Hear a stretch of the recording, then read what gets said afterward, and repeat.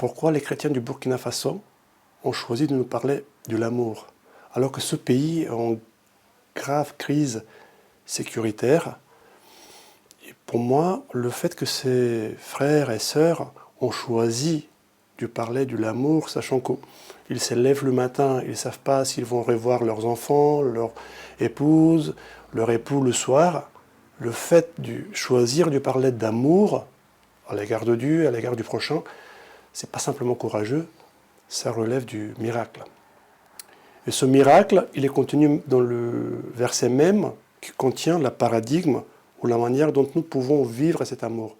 Pour aimer notre prochain qui peut être très différent de nous, nous devons d'abord, avant tout, aimer Dieu, qui va nous enseigner comment aimer cette altérité qui peut parfois nous être hostile. Dans le dialogue entre chrétiens, nous sommes appelés à avancer dans cet amour qui considère l'altérité de l'autre, qui dépasse le cadre de la sympathie.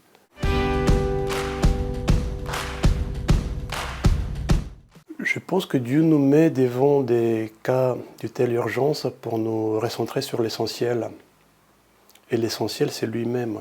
Pour pouvoir vraiment rencontrer l'autre, nous devons porter le bon samaritain, le Christ, qui est seul capable de changer notre cœur, afin que ce cœur ne soit pas renfermé sur soi-même, sur nos problèmes personnels, ecclésiales, familiales, mais aussi puisse s'ouvrir vers la difficulté de l'autre frère ou sœur, qui peuvent être des frères ou sœurs de la foi, et je pense qu'effectivement c'est une devoir qui nous incombe en tant que chrétiens, mais qui peuvent aussi être des frères et sœurs d'une autre religion.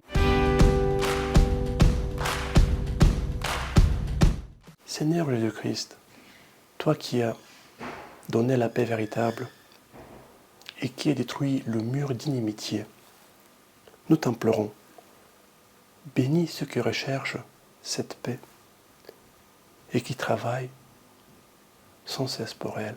Encourage-les à persévérer dans ta volonté. Amen.